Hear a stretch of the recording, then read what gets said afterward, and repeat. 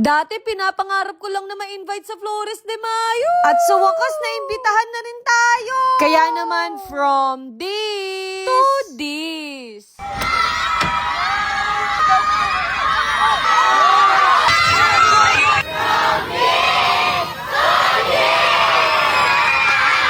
At eto nga, kukunin ko na yung gagamitin ko na Kinakabahan nga ako kasi ilang araw ako malakas kumain. Pero sabi nila, gagawan daw nila ng paraan. Eto nga yung napili ko, yung mermaid na Lagi na lang kasi ako naka-ball gown para maiba naman. Pero in fairness, nag-fit naman sa akin. Na para bang ako yung nanalo sa pageant, no? Naalala ko noon, sobrang hilig ko sumali sa mga pageant. Pero ngayon tumanda na ako, nahiya na ako. Opo, kahinaan ko talaga ang question and answer. Kaya pang Flores de Mayo na lang tayo. Bago tayo pupunta doon, meron muna akong pupuntahan. Meron kasi ako nasagip na balita na maglalabas daw si Jilly ng hybrid na sasakyan. Pinag-iisipan ko din talaga mag-invest ng ganito, lalo na mahal na yung Ang Erica nyo, puro gastos na lang ang alam. Aminin nyo, napaka-modern at ang ganda ng bagong release nila na sasakyan. Ang ganda nga ng interior niya sa loob, tapos meron din siyang voice command. Sabi ko sa sarili ko, hindi talaga ako magpapabudo. Opo, meron na din siyang sunroof. What if dito na lang ako magparada, no? Kaya pag uwi namin, naramdaman ko agad yung pagod. Sabi ko naman sa inyo, wala magpapahinga sa pamilyang to. Magpapamakeup nga ako para maganda naman tayo. Naalala ko noon, naghihintay ako may magyaya sa akin sa Sagala. Kaya nung inimbitahan nila ako dito, nag-go talaga ako agad. Kaya naman iniimbitahan ko kayo sa Sagala namin ni Di sa May 24 sa Bataan. Opo, first time ko siya makakasama dito. Kung alam nyo lang, hindi ko na ine-expect yung mga nangyayari sa akin ngayon. Yung dati sumasayaw lang sa TikTok, ngayon si From This to This na. At hindi ko inakala na maraming magmamahal sa atin. Hoy, bakit naging MMK?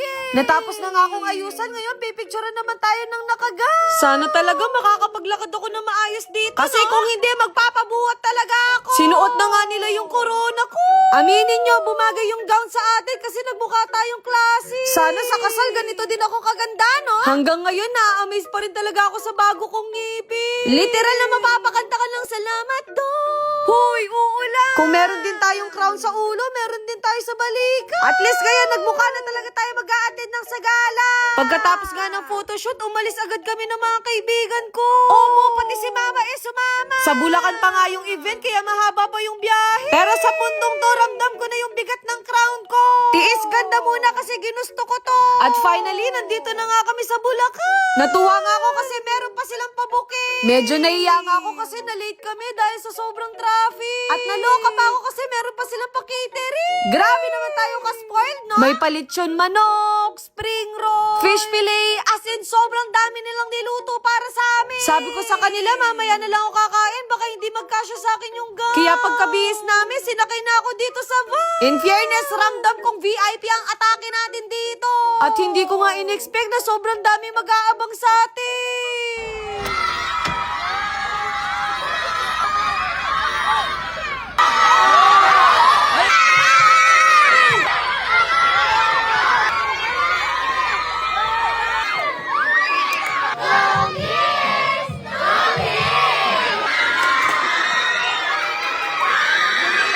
Grabe, konti na lang maiiyak na ako dito kasi hindi ko in-expect yung mga tao. Kasi sino ba naman ako para makilala ako, no? At dito nga, sinimulan na namin maglakad. At kita niyo talaga sa reaction ko na sobrang saya ko dito. Buti na lang talaga hindi ako nag-yells kasi baka gagapang na lang ako dito. Kung pwede lang ako mag-request ng 10 Erica, baka nagpa-picture na ako sa lahat. O, diba? Napaka-supportive na mga kaibigan at pamilya ko. Medyo malayo-layo din yung nilakad namin, kaya parang nag-exercise na rin ako. Kaya deserve kong kumain ng marami mamaya sa catering. Hoy, pagkain na lang ang nasa isip ko.